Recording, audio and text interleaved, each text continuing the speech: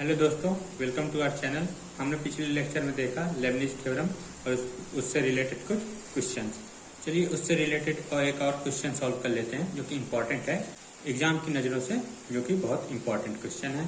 तो चलिए शुरू करते हैं। क्या कहता है क्वेश्चन? यदि y power 1/m plus y power -1/f है इक्वल टू 2x है, तो हमको ये सिद्ध करना है। ओके, तो चलिए करते हैं। हमको दिया हुआ है, यहाँ पे हम देखते हैं ये y पावर 1/m है, ठीक है। इसे हम और क्या लिख सकते हैं? ये तो इन्वर्स में है, तो इसका मतलब क्या होगा? 1/y power m, okay, 2x। इसका अब हम मल्टीप्लाई कर देंगे तो ये इससे आएगा, तो y power 2/m plus 1/y power 1/m equal to 2x, okay. अब इसे इधर मल्टीप्लाई कर देंगे, 2/m plus 1 equal to 2x y power 1/m, okay.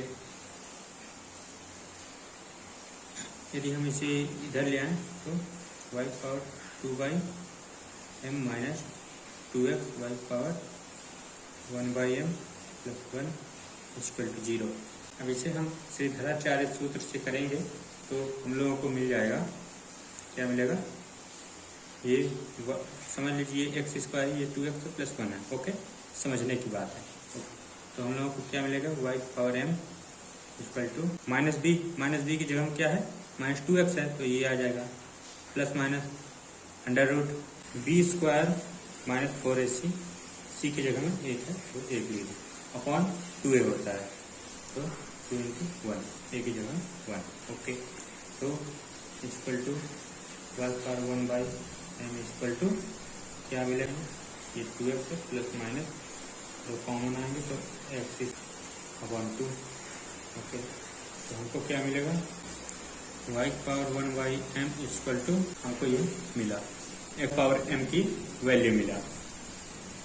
अब इसके बाद यहाँ पे हमको दो चीज़ें मिलता है, एक प्लस और एक माइनस, ओके। सबसे पहले हम लोग साइन लें तो क्या होता है? y power 1/m equal to x plus under root x square minus 1, okay. इसको यदि हम इधर भेजेंगे तो ये पावर में m चला जाएगा, ओके। अब हम x के सापेक्ष में अवकलन करेंगे। सबसे पहले करेंगे तो ये m पहले आ जाएगा और ये तो यहीं पर रहेगा, लेकिन अभी हमको इनका भी करना पड़ेगा और पावर में m-1 आएगा, ओके। nx n-1 के फार्मूले से होगा। उसके बाद अब इसका देखते हैं, x का तो 1 आएगा, ओके। अब इसका अंडर रूट में है तो हम लोगों में क्या आएगा? फॉर्मूला होता है 1/2 root over x square minus 1, okay, into ये तो अंडर रूट में x स्क्वायर माइनस 1 था तो इसका भी 2x हो जाएगा, ओके। इसके आगे अब इसको कुछ कर लेते हैं, अब इसका थोड़ा सॉल्यूशन कर लेते हैं।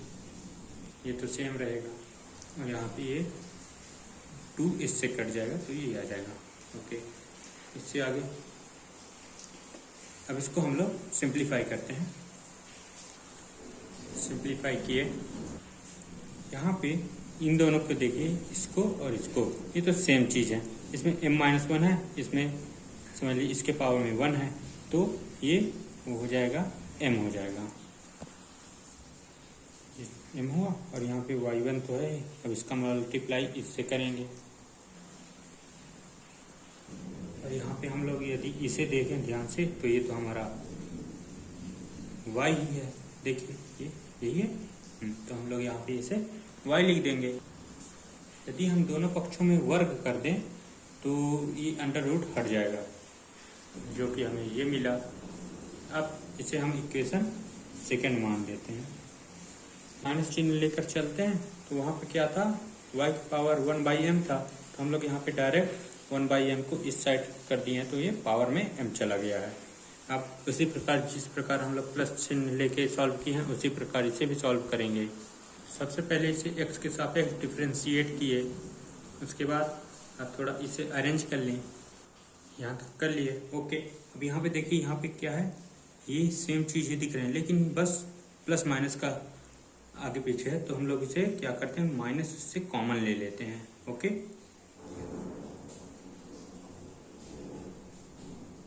ओके, इससे यदि हम माइनस कॉमन लेंगे तो ये यहाँ आ जाएगा। ओके, तो ये भी आ जाएगा x minus under root x square minus 1 सबके बटे हैं अपॉन में आ जाएगा एक्स स्क्वायर माइनस 1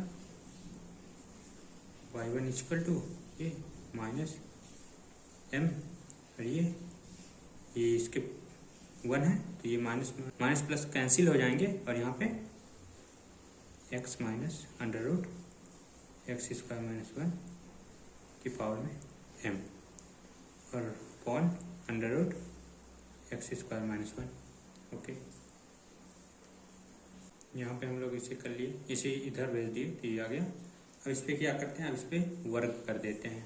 ओके, ये y के बराबर है ना। ओके, इसलिए हम लोग यहाँ पे y लिख दिए। वर्ग करेंगे तो हम लोगों को क्या मिलेगा, इक्वल टू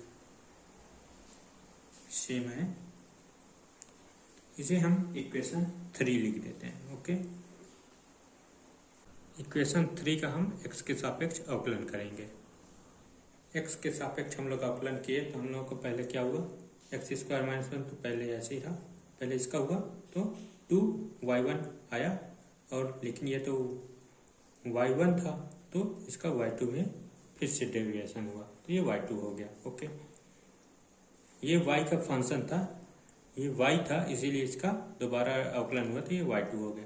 प्लस अब y1 स्क्वायर को छोड़ा गया, एक्स स्क्वायर माइनस 1 का हुआ तो 2x आ गया। ओके, इसी प्रकार इसे हम इधर लाके हम लोग इसका अवकलन कर दिए तो ये आ गया। ओके, इसे अब अरेंज करेंगे, इससे 2y1 सभी से कॉमन था तो हम लोग इसे कॉमन लेके इधर मल्टीप्लाई कर, जीरो के साथ मल्टीप्लाई कर दिए। अब हम इसका लेबनिज थ्योरम का यूज करके इनर डेरिवेटिव निकालेंगे। लेबनिज थ्योरम क्या होता है लिखते हैं, लेबनिज थ्योरम का यूज करके हम इनका डेरिवेशन निकालेंगे, लेकिन अलग अलग निकालेंगे तब आसान पड़ेगा। पहले इनका निकालेंगे फिर इसका फिर इसका। ओके, सबसे पहले इसका निकालते हैं। यहाँ पे हम इसको u मान लिए हैं y2 को, और b एक्स स्क्वायर माइनस 1 को मान लिए हैं, तो ये कर चुके। यहाँ पे फर्स्ट डेरिवेशन, यहाँ पे dn माइनस 1 है तो ये फर्स्ट डेरिवेशन होगा, dn माइनस 2 है यहाँ पे सेकेंड डेरिवेशन होगा, तो यहाँ पे अगर थर्ड डेरिवेशन होगा इसका तो ये 0 हो जाएगा, इसलिए हम लोग यहाँ पे इसे नहीं लिखे हैं। देखते हैं हमें ये प्राप्त हुआ। NC1 में n आया, क्यों आया, क्योंकि हम जानते हैं कि यहाँ पे NC1 होगा।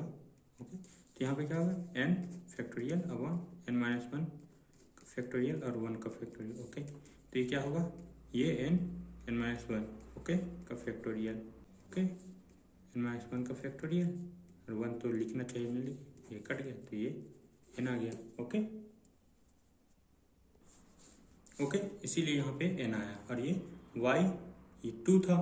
ओके, 2 था तो ये n माइनस 1 के साथ जुड़ जाएगा तो ये माइनस 1 और प्लस 1 2, तो ये प्लस 1 आ गया। ओके, इसी प्रकार इसका फर्स्ट डेरिवेशन होगा 2x आएगा और ये माइनस 1 0 हो जाएगा। ओके, इसी प्रकार सेम ऐसे ही यहाँ पे NC2 है तो NC2 equal to n factorial n minus 2 और 2 का फैक्टोरियल। ओके, ये n माइनस 1 और n माइनस 2 का फैक्टोरियल अपॉन n माइनस 2 का फैक्टोरियल 2 कर दिया equal to n minus 1 upon 2।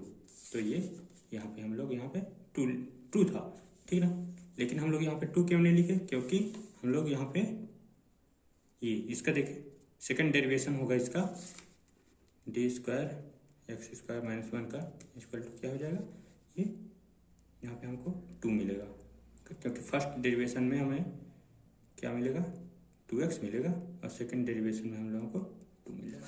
Okay, इसलिए ये 2 इससे कट जाएगा। ओके, आगे देखते हैं। ये तो हमें सिर्फ इसकी वैल्यू मिली, अब इसका देख लेते हैं। सबसे पहले dny1 x छूटेगा plus NC1 D power n minus 1 y1 और फिर dx। ओके, और सेकंड डेरिवेशन में ये 0 हो जाएगा। ओके, इसलिए हम लोग इसे नहीं लिखे। तो ये yn+1 x आ गया। इसका देख लेते हैं। ये हम तो जानते हैं कि हमेशा इसका मान n आएगा। ओके, यहाँ पे yn तो देखना 1 है, ये 1 है, तो ये yn हो जाएगा और ये इसका 1 आ जाएगा। ओके, ये हो गया हमारा 5th हो गया, ये 6th हो गया। अब हम स्क्वायर वाला करते हैं।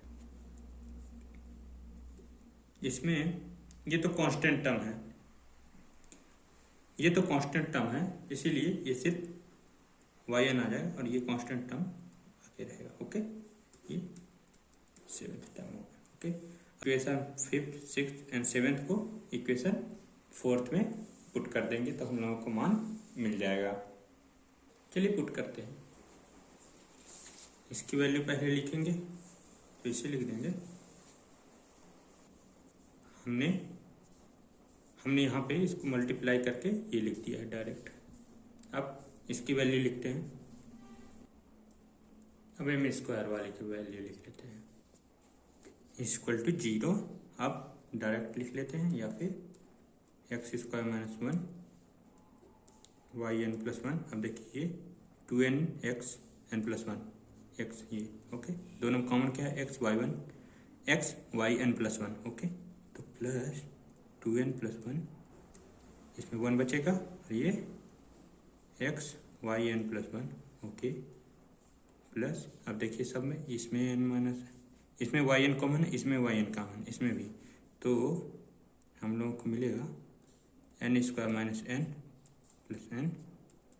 m² yn = 0। ओके, एक और टर्म आ जाएगा x² - 1 yn+2, सॉरी यहाँ पे n+2 था, plus 2n+1 x yn+1 plus n² - m² yn = 0। हमको यही तो प्रूफ करना था। ओके, ये भी लेबनिज़ थ्योरम का ही एक नया केस है, लेकिन थोड़ा अलग है। जैसे कि हमें कोई भी इनर डेरिवेटिव निकालना होता है, ठीक ना, y का, तो कभी कभी हमको x का मान जो है 0 करने के लिए कहता है ना, और हम ये ज्ञात भी करते हैं। लेकिन ये कब संभव होता है, जब हमको yn का व्यापक मान कॉम्पैक्ट रूप से ज्ञात नहीं होता है ना। चलिए करके देखते हैं एक एग्जांपल से। हम बोलता है यदि y = e⁴ sin inverse x है, या फिर ये है, okay, x = sin log y/a है, तो हमको ये सिद्ध करना है, मतलब इनर डेरिवेटिव निकालना है लेबनिज़ थ्योरम से। ओके, यदि कहता है तथा यदि हम x = 0 माने, तब हमें yn निकालना है।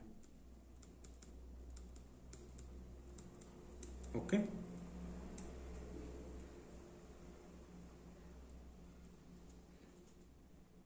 दिया है हमें।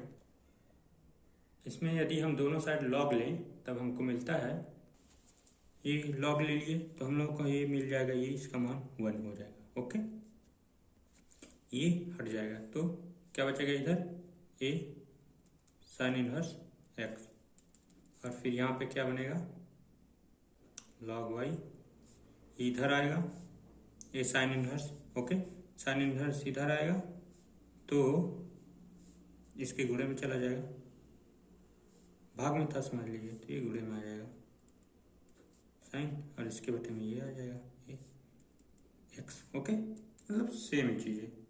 हमने इसको बताया कि ये कैसे आया। ओके, हम यहाँ से करते हैं। ओके, हमने यहाँ पे ये लिखा और फिर फर्स्ट टाइम डेरिवेशन कर दिया, पहला आकलन किया, तो हम लोगों को e⁴x का तो वही होता है और a आ गया, लेकिन ये तो साइन इनवर्स x था, तो साइन इनवर्स x का 1/√1 - x² होता है। ओके, यदि हम इसे देखें तो ये यही है क्या, तो यहाँ पे हम लोग यहाँ y भी लिख सकते हैं। ओके, आगे देखते हैं। तो हमने यहाँ पे y लिख लिया। ओके, अब इसको इधर मल्टीप्लाई करेंगे, तो अब इनका दोनों पक्ष में वर्ग करेंगे तो हमको ये मिल जाएगा।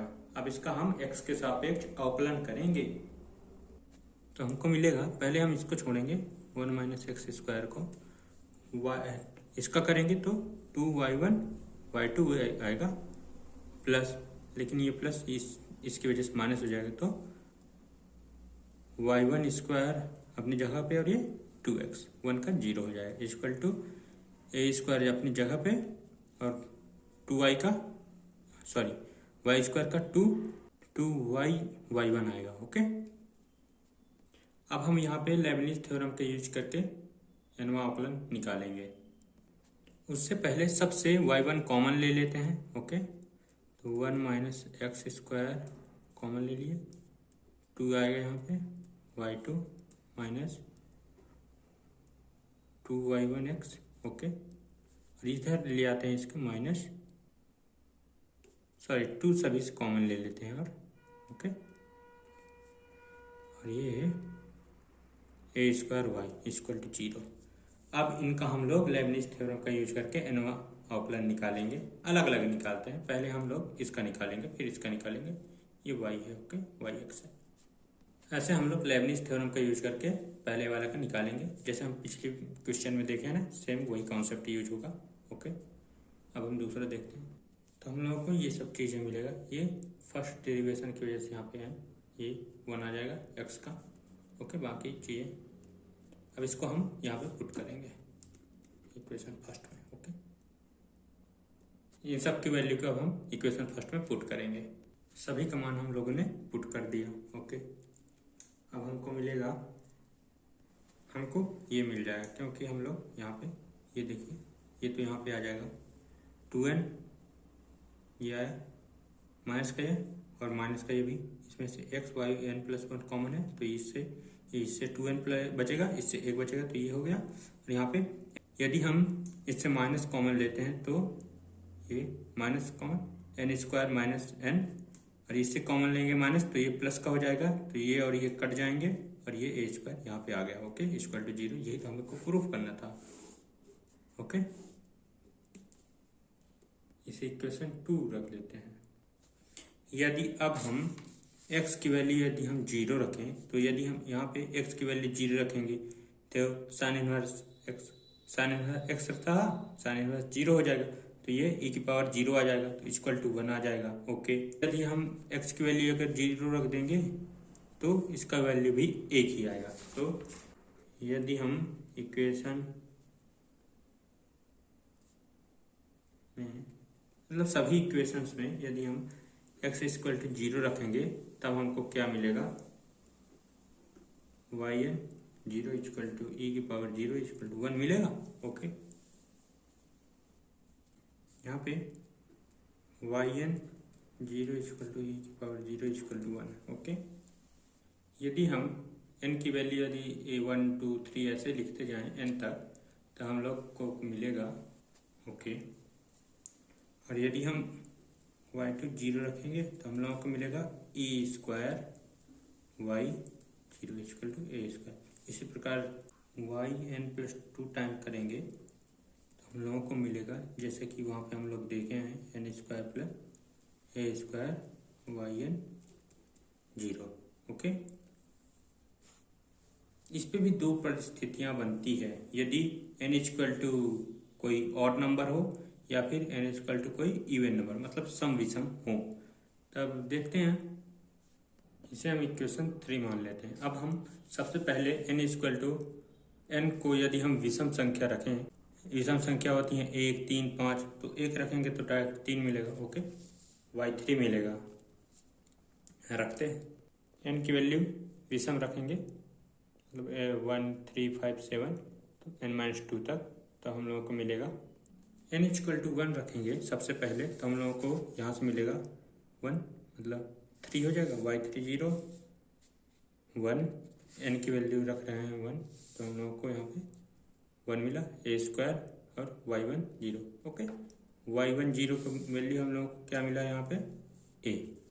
ओके, इसी प्रकार और भी लिखते हैं, y5 रखें, y2 y स्क्वायर, यदि हम n इक्वल टू 3 रखते हैं तो हम लोग को y5 मिलता है, ये ठीक है ना, 3 रखे हैं n इक्वल टू, तो ये है y30 की वैल्यू इसे भी लिख देंगे, तो इसके साथ ये आया। ओके, y7 यदि हम y इक्वल टू 5 रखते हैं तो हम लोगों को मिलता है ये 5 रखे हैं n इक्वल टू ये y5 है, तो इसकी भी वैल्यू यहाँ पे रख दिए। मतलब हमको ये समझ में आता है कि जैसे जैसे वैल्यूज बढ़ती जाएंगी उसका ये टर्म्स हैं ये भी बढ़ते जाएंगे। तो हम लोगों को मिलेगा यदि हम nth टर्म तक जाते हैं तो ओके, क्योंकि वहाँ पे हमारा टर्म था n-2, तो हम लोग यहाँ पे पुट कर दिए, ये 0 इसके मल्टी उसमें x की जगह पे है।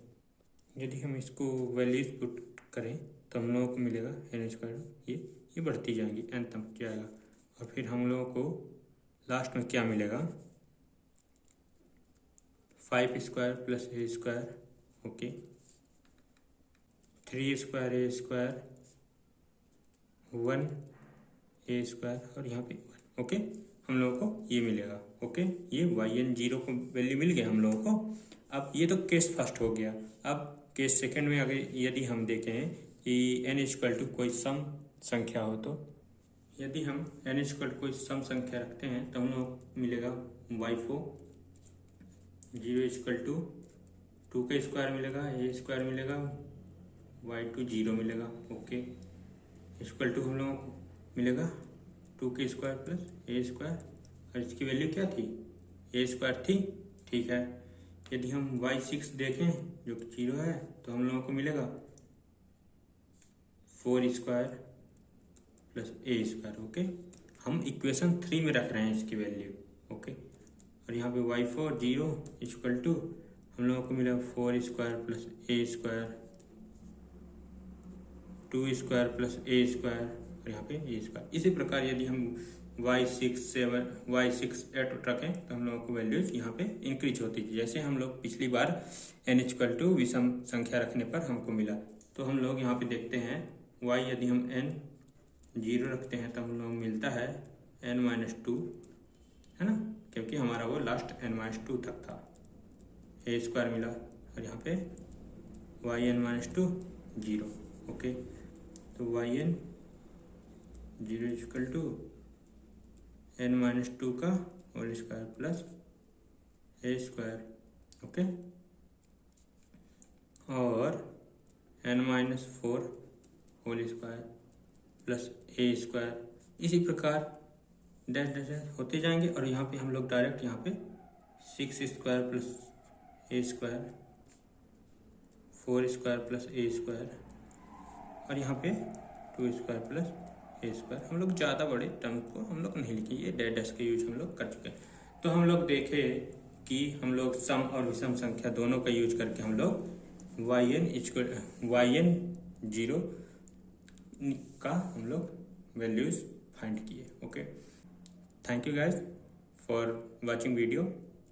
अगर पसंद आया हो तो लाइक करें और दोस्तों के साथ शेयर करें। Thank you.